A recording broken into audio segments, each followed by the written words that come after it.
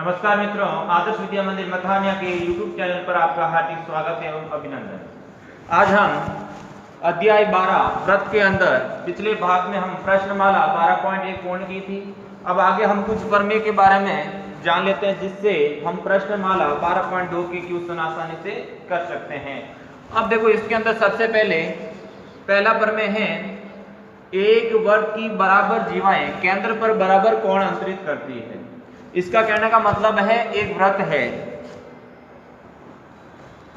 और व्रत की बराबर जीवाएं। अब जीवा क्या होती है आपको बताया मैंने, कोई व्रत परिधि के दो बिंदुओं को मिलाने पर जो रेखा बनती है वो क्या है, व्रत की जीवा होती है।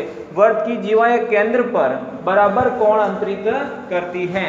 अर्थात कहने का मतलब है, जो व्रत की जीवाएं होती है, कौन सी जीवाएं केंद्र से बराबर कोण अंतरित करती हैं। जीवाएं कैसी होनी चाहिए, बराबर होनी चाहिए। मैंने एक जीवा ये बना दी और दूसरी जीवा मान लो ये बना दी।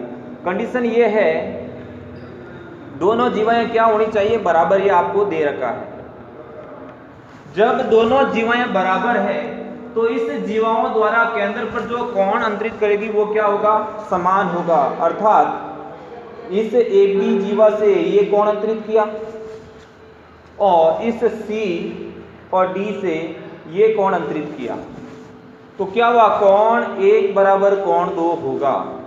समझ में आ गया। तो ये कंडीशन आपको पता होनी चाहिए। इसको आप सिद्ध भी कर सकते हैं। कैसे करोगे, एक त्रिभुज ये लोगे, एक त्रिभुज ये लोगे। आपको दिया गया दोनों त्रिभुज क्या करेंगे, सर्वांग सम करेंगे। सर्वांग सम करने से क्या होगा, संगत भाग बराबर हो जाएंगे। तो संगत भाग के अंदर इसका संगत कोण कौन सा होगा, ये हो जाएगा। तो इसके अंदर तीन चीज कौन सी दे रखी होगी, देखो ए बी बराबर सी डी, ये आपको दे रखा है। इस व्रत की ये त्रिज्या, इसको वो मान लेते हैं, तो ओ डी इस व्रत की कौन सी हो गई, ये भी त्रिज्या मान सकते हैं। तो इस व्रत की कौन सी हो गई, ओ ए। अब इसकी देखो कौन सी हो गई, ओ सी, और इसकी कौन सी हो गई, ओ बी। तो तीन चीजें बराबर हो गई। तो इसका मतलब क्या हुआ, ये दोनों आपस में सर्वांग सम हो गए और सर्वांग सम होने से इसके संगत कोण क्या हो गए, समान हो गए। तो आपको सीधी याद रखना, किसी व्रत की दो जीवाएं बराबर होती है, उस जीवा द्वारा जो कोण अंतरित होता है दूसरी समान जीवा द्वारा कोण अंतरित होता है, ये दोनों कोण क्या होते हैं, समान होते हैं। ये आपको ध्यान होना चाहिए। अब चलते हैं हम दूसरे। यदि एक व्रत की जीवाओं द्वारा केंद्र पर अंतरित कोण बराबर हो तो वे जीवाएं बराबर हैं। ये इसका विलोम है। विलोम कहने का मतलब है, आपको ये दे रखा है कि दोनों जीवों द्वारा कोण अंतरित बराबर है तो जीवाएं बराबर होगी, और जीवाएं बराबर है तो कोण अंतरित होगा। ये दोनों आपस में विलोम है। इसका 12.1 का विलोम 12.2 है। तो ये आपको पता होना चाहिए इसके बारे में। अब देखते हैं अगला प्रमेय क्या है।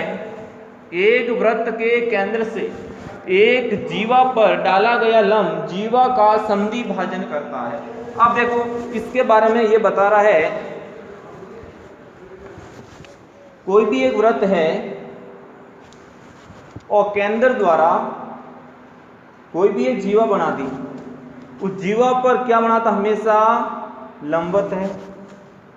यदि केंद्रक से जीवा के ऊपर लंबवत रेखा खींचते हो तो उस जीवा को दो बराबर भागों में बांटती है। जीवा को यदि ये पूरी मान लो 10 सेंटीमीटर है, यदि केंद्रक से इस जीवा के ऊपर लंबवत रेखा खींचती, लंब डाल दिया, तो ये दोनों 5-5 में डिवाइड हो जाएगी। यही हमारा प्रमेय है। एक वृत्त के केंद्र से एक जीवा पर डाला गया लंब जीवा का समद्वि भाजन करता है। इस जीवा को समद्वि भाजन का मतलब है दो बराबर भागों में बांटता है। कौन बांटता है, केंद्र से उसके ऊपर लंबवत रेखा होती है। अब इसका विलोम देखो, किसी वृत्त की एक जीवा के मध्य बिंदु को केंद्र से मिलाने वाली रेखा जीवा पर लंब होती है। अब इसका कहने का मतलब है, कोई भी एक जीवा है, इस जीवा का मध्य बिंदु केंद्र से यदि मिला देते हैं तो वो रेखा इस जीवा पर क्या होगी, लंबवत होगी। समझना कि इसके ऑपोजिट हो गया। अब देखते हैं हम अगला। तीन दिए हुए असरेखी बिंदुओं से होकर जाने वाला एक और केवल एक वृत्त होता है।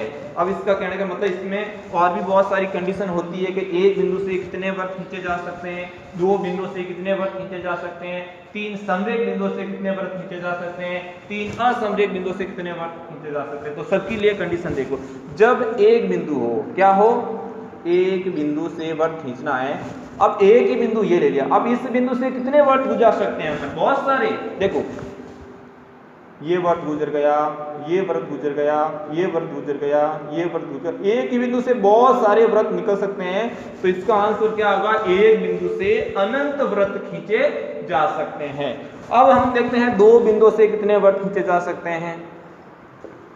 दो बिंदु, मान लो एक बिंदु ये है और एक बिंदु यह, दोनों बिंदुओं से वृत्त जाना चाहिए। तो दोनों बिंदुओं से वृत्त कितने खींचे जा सकते हैं? देख लो, एक वृत्त ये बन गया, दूसरा ये बन गया, तीसरा ये बन गया, चौथा ये बन गया। इस तरह दो बिंदु से भी बहुत सारे वृत्त खींचे जा सकते हैं। उसकी परिधियां दोनों बिंदुओं से जानी चाहिए। तो देखो ये ले लो, जैसे ऐसे देख लेते हैं अपन, ये देख लो,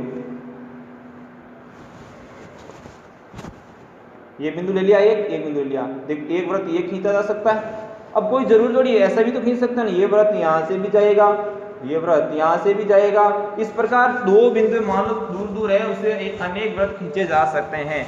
अब कंडीशन आती है अगली तीन बिंदुओं से। अब तीन बिंदुओं में कंडीशन हो जाए, तीनों बिंदु कैसे हैं? यदि तीनों बिंदु एक ही रेखा से हैं तो कितने खींचे जा सकते हैं? तीनों बिंदु अलग अलग जगह है तो कितने खींचे जा सकते हैं? तो देखो, यदि तीनों बिंदु एक ही रेखा के अंदर है तो बताओ कितने वृत्त खींचे जा सकते हैं? एक भी नहीं खींच सकते हैं, क्योंकि हम वृत्त खींचेंगे, मान लो ये वृत्त खींचा तो इसके अंदर दो तीन बिंदु एकदम सीधी सीधी रेखा में आ सकते, दो बिंदु आ सकते, तीसरा बिंदु या तो यहाँ होगा या बाहर होगा, ऐसे तो हो सकता है। तीसरा बिंदु कहाँ होगा? या तो इसके अंदर होगा, क्योंकि एक ही स्ट्रेट लाइन में बिंदु होना चाहिए। तो ये दो बिंदु तो इससे गुजर सकते हैं, लेकिन तीसरा इससे दूर है, इसी लाइन के अंदर या तो अंदर होगा या बाहर होगा। तो एक ध्यान रखना, तीन बिंदु यदि एक समरेख के अंदर हो तो उससे एक भी वृत्त नहीं खींच सकते हैं, ये बात ध्यान रखना। यदि तीन बिंदु असमरेख हो, असमरेख का मतलब ऐसे बिंदु हो सकते हैं, तो बताओ कितने वृत्त खींचे जा सकते हैं? इससे तीन असमरेख बिंदुओं से ओनली कितने वृत्त खींचे जा सकते हैं? एक वृत्त खींचे जा सकते हैं। इससे ओनली एक वृत्त जाएगा। कितने वृत्त जाएगा? एक वृत्त जा सकता है। तो ये हमारा प्रमेय यही कह रहा है, वृत्त तीन दिए हुए असरेखी बिंदुओं से होकर जाने वाला एक और केवल एक वृत्त होता है। ये आपको ध्यान रखना है। एक बिंदु से अनंत, दो बिंदुओं से भी अनंत, तीन बिंदु सरेख हो तो एक भी नहीं, असरेख हो तो एक वृत्त बना सकते हैं।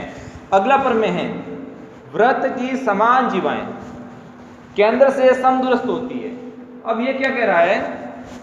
एक वृत्त है, एक वृत्त बना दिया, ओके, और उसके अंदर जीवाएं समान हैं। ये लो एक जीवा और दूसरी इतनी, जितनी ये 5 सेंटीमीटर तो ये भी 5 सेंटीमीटर दूसरी जीवा बनाती। समान जीवाएं केंद्र से समदूरस्थ होती है। अब इसका केंद्र मान लो यहाँ है, तो इस जीवा से केंद्र की दूरी और इस केंद्र से दूरी बराबर होगी। कब होगी? जब जीवाएं दोनों समान होगी।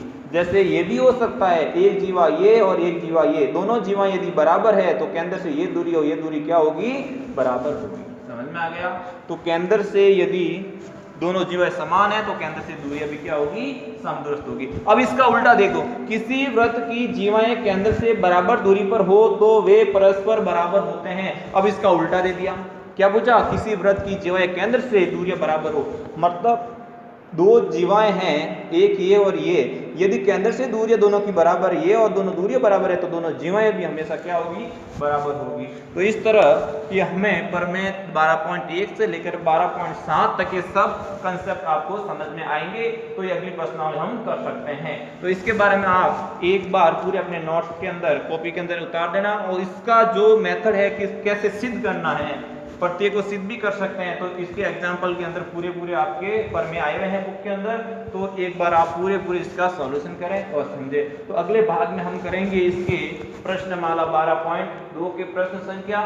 तब तक के लिए धन्यवाद।